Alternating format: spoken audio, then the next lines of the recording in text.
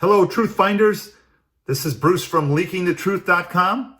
I'm a retired 30-year police veteran, and now I run this business where I educate law enforcement and businesses and HR departments on reading people's deceptions through their body language, their gestures, their micro-expressions, and the verbiage that they choose.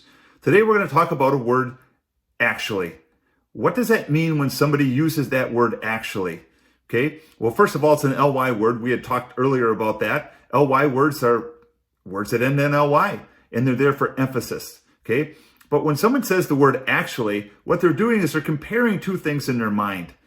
I actually like this truck more than I like that one. Or I actually like this computer more than I like that one, okay? So when someone uses the word actually, they're comparing something in their mind. Doesn't necessarily mean they're lying, but you got to dig into that a little bit and find out what they're comparing.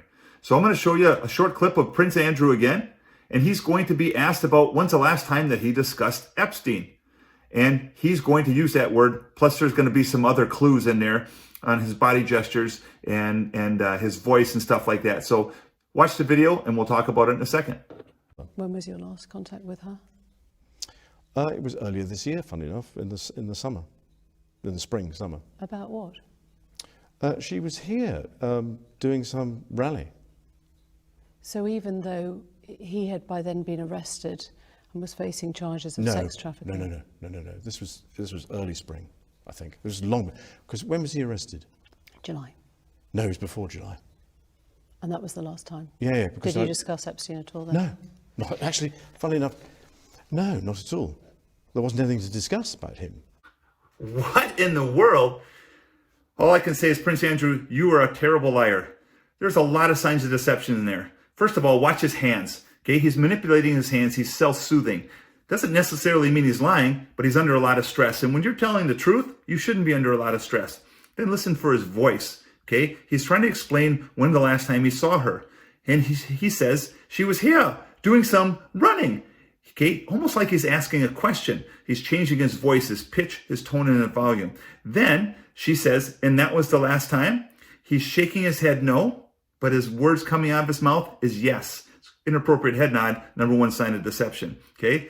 Then she asked the question that sends him over the edge. Did you discuss Epstein? No, actually, funny enough, no.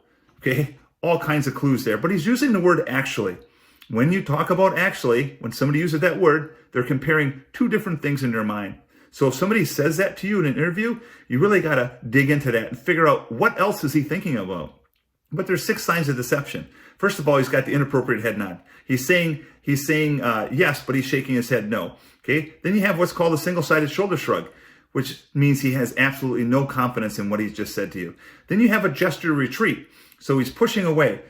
Okay. He's pushing away from the lie. He's distancing himself because it's in our DNA not to lie. But when we lie, we leak the truth.